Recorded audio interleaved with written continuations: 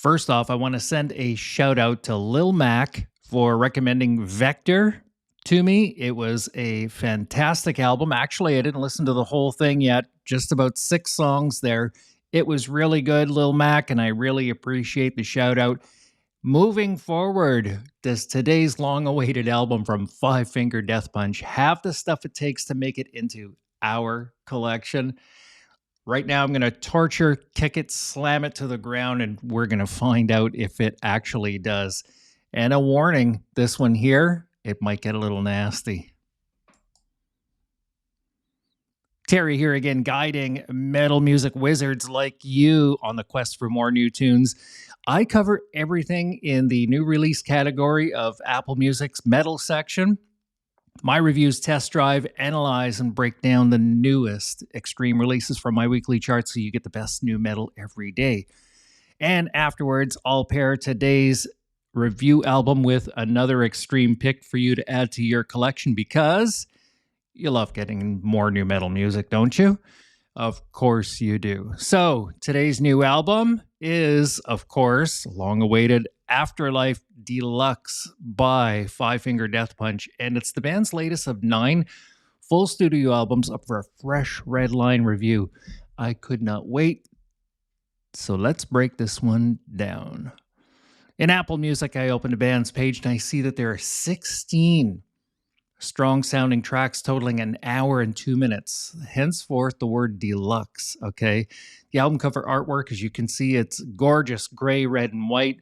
It's got great bold fonts. The artist did a great job this time out. Thank you so much, Mr. or Mrs. Artist, rather.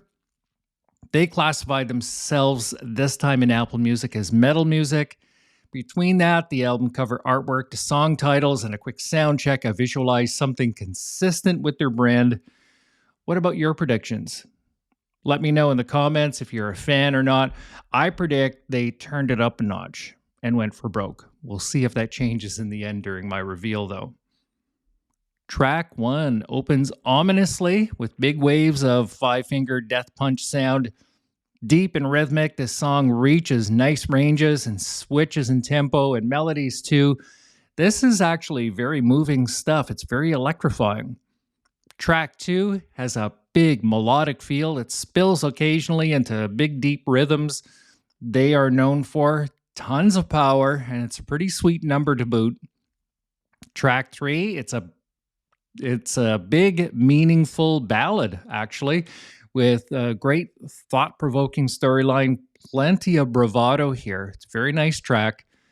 Then track 4 goes back on the attack with big hammering rhythmic waves of metal and rangy tempos. It's pretty sweet stuff.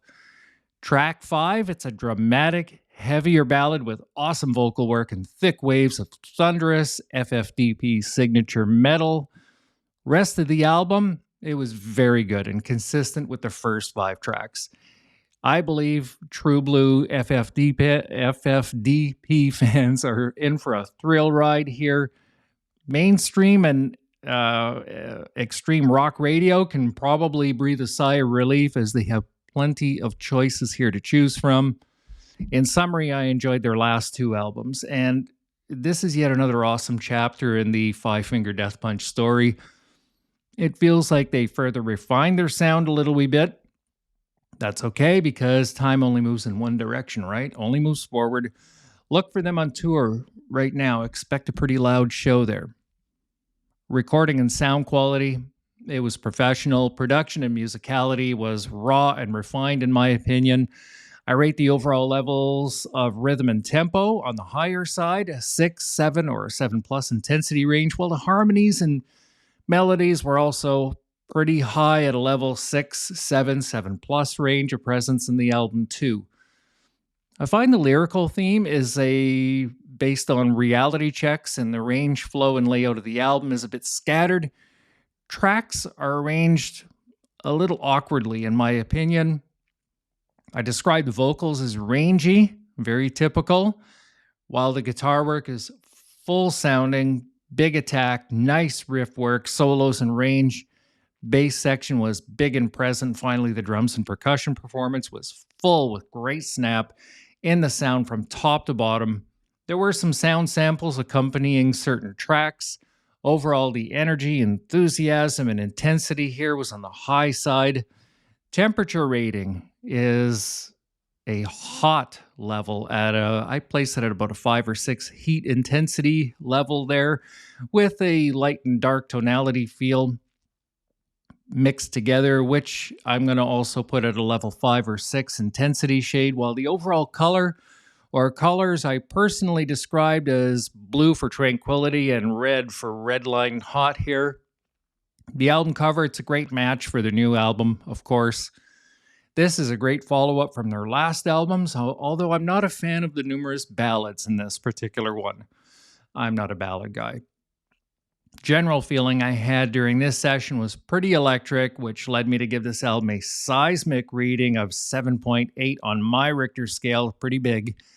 This is great music, I think, for long road trips. Yeah, I think it makes sense there. The reveal, my predictions from earlier were bunk. I said they turned it up a notch. They definitely didn't change much and certainly didn't get heavier this time out, but that's okay. My favorite tracks were the first 2, okay? 3, finally, I've decided, I'm going to add it into my library. I have some Five Finger Death Punch albums in my collection. I think I got 3 or 4 of them there.